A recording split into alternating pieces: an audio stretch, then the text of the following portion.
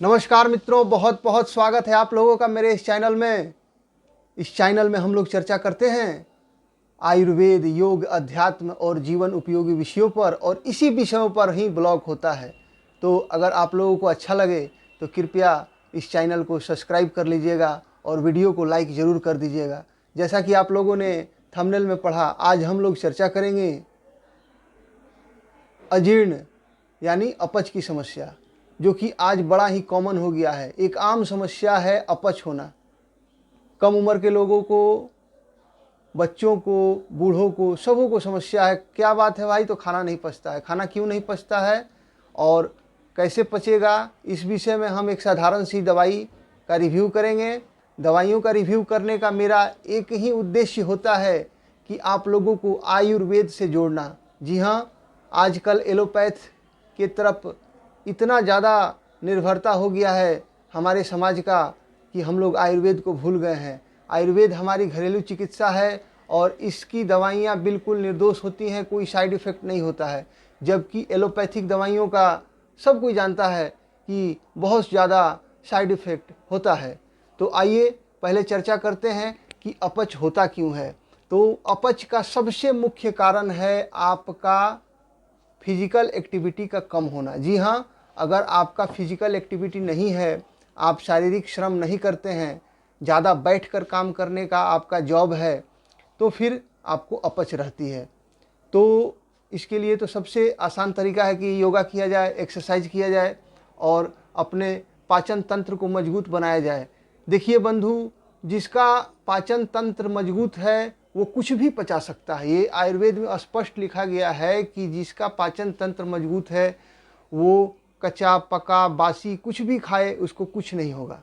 खैर, हम लोग फिर इस विषय में कभी चर्चा करेंगे। आज बात करते हैं कि अपच यानी अजीर्ण। तो अजीर्ण होता क्यों है और इसके लक्षण क्या क्या हैं।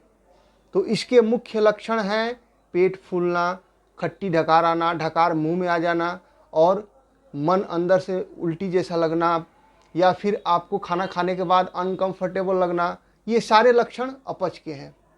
तो आज हम लोग जिस दवाई का रिव्यू करने वाले हैं वो बहुत ही साधारण सी और सस्ती दवा है। इस दवाई का नाम है अग्निमुख चूर्ण।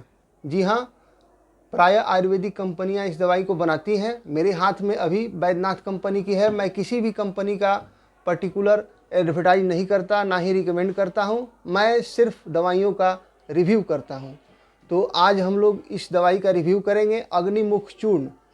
तो ये जो अग्निमुख चूर्ण है ये आयुर्वेद सार संग्रह से लिया गया नुस्खा है और बड़ा ही कारगर है। घरेलू चीज़ों से बना हुआ है, कोई साइड इफ़ेक्ट नहीं है। आप इसको निश्चिंत खा सकते हैं और परिवार के सभी सदस्य इसका प्रयोग कर सकते हैं।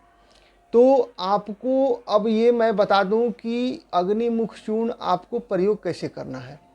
तो इसका सबसे साधारण और सबसे आसान प्रयोग है, इसमें कोई समस्या नहीं है। एक दवाई और मैं आपको इसके साथ दिखा देता हूँ। यह है शंखवटी। इसे भी आप ले सकते हैं। ये दोनों में से आपको जो मिल जाए, आयुर्वेदिक दुकान पर मिल जाए, ऑनलाइन मिल जाए, जहाँ भी मिले आप इसको आसानी से मंगा सकते हैं। अग्निमुख चूर्ण को आपको सुबह और शाम एक एक चम्मच गर्म पानी के साथ खाना है और इस शंखवटी को आपको सुबह और शाम शुरू में 2-2 गोली और बाद में कुछ दिनों के पश्चात एक एक गोली आप गर्म जल के साथ खा सकते हैं। ये भैषज रत्नावली की दवाई है। जो शंखवटी है ये भैषज रत्नावली से ली गई है और इसका भी प्रयोग बड़ा ही कारगर है। बहुत लोग इससे लाभ उठा चुके हैं। आप लोग इसको निश्चिंत प्रयोग कर सकते हैं, कोई साइड इफ़ेक्ट नहीं है इन दोनों दवाइयों का। मैंने इसका रिव्यू इसीलिए किया है कि ये दवाई बिल्कुल निर्दोष है और उन्हीं दवाइयों का मैं रिव्यू करता हूँ आपके सामने जो निर्दोष हों, कारगर हों और आयुर्वेद की सबसे सटीक दवाइयाँ हों।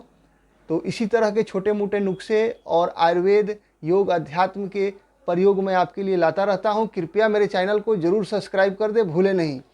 और आप लोग का सहयोग है और इसी तरह से सहयोग बनाए रखें।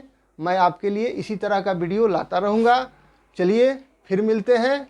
और अंत में मैं आपसे एक बात कहना चाहूँगा कि आप लोग स्वस्थ जीवन के लिए योग करें, अध्यात्म की ओर जुड़ें और खान पान अपना सही रखें। अगर आपका खान पान, रहन सहन, आपकी दिनचर्या, ऋतुचर्या सही है तो आपको कोई भी शारीरिक समस्या की व्याधि नहीं होगी। आपका कफ, पित्त और वात सामान्य रूप से आपके शरीर में काम करेगा। तो अपच की समस्या के लिए हमने इन 2 दवाइयों का रिव्यू किया, अग्निमुख चूर्ण और शंखवटी। तो आप इन दोनों में से कोई भी या फिर दोनों ही प्रयोग कर सकते हैं। आपका इंडाइजेशन प्रॉब्लम बिल्कुल क्योर हो जाएगा तकरीबन 20 से 25 दिन के अंतराल में। आपको इसका रिजल्ट 1 हफ्ते में दिखने लगता है। आप इसे निश्चिंत होकर के प्रयोग कर सकते हैं। इन दोनों दवाइयों का कोई साइड इफ़ेक्ट नहीं होता है। तो स्वस्थ रहें और इसी तरह से आनंदित रहें, खान पान अपना सही रखें। एक बात अंतिम में मैं आपसे कहना चाहूँगा कि आप लोग जो खाना खाते हैं वो ज़्यादा पौष्टिक खाना खाने की कोशिश करें। फास्ट फूड, जंक फूड ना खाएं और कोल्ड ड्रिंक तो बिल्कुल अवॉइड कर दें। अगर आप कोल्ड ड्रिंक पीते हैं, शराब पीते हैं, धूम्रपान करते हैं तो आपका डाइजेशन सिस्टम कभी ठीक नहीं होगा। तो इनको अवॉइड करें, आयुर्वेद अपनाएं, योग अपनाएं, आप स्वस्थ और खुशहाल जीवन जिएंगे, यही मैं कामना करता हूं और यही मेरा उद्देश्य भी है। तो मित्रों, अगर आपका डाइजेशन सिस्टम सही नहीं है तो आप स्वस्थ जीवन शैली अपनाएं, योग करें, अध्यात्म से जुड़ें और आयुर्वेद को अपनाएं। आपका जो पाचन तंत्र है वो बिल्कुल सही हो जाएगा, आपका इंडाइजेशन का प्रॉब्लम सही हो जाएगा। और अंत में मैं एक बात कहूँगा कि बासी खाना मत खाइए, ताज़ा बनाइए, ताज़ा खाइए। फ्रिज में खाना मत रखिए, फल रखिए, सब्जियां रखिए, लेकिन भोजन पदार्थ को ताज़ा बनाइए और 2 घंटे के अंदर खा लीजिए। और भोजन करने के आधे घंटे के उपरांत ही जल का सेवन करें, इससे हमारी जठराग्नि मजबूत होती है। बासी खाने के ऊपर मैं एक बात कहना चाहूँगा कि चोर को खांसी, साधु को दासी और पेट के रोगी को खाना बासी बिल्कुल सूट नहीं करता है। तो ताज़ा बनाइए, ताज़ा खाइए। इन 2 दवाइयों का हमने रिव्यू किया, अग्निमुख चूर्ण और शंखवटी। आप ये दोनों प्रयोग कर सकते हैं। ये बिल्कुल सेफ़ और सुरक्षित दवाइयाँ हैं और इनका कोई साइड इफ़ेक्ट नहीं होता। अगर वीडियो अच्छा लगा हो तो लाइक कर दें और हमारे वीडियो को ज़रूर सब्सक्राइब कर दें। आपका सहयोग हमें खुशी देता है। फिर मिलते हैं। नमस्कार, स्वस्थ रहें, मस्त रहें और आपके परिवार और आपके मंगल कामना के साथ हम फिर मिलते हैं।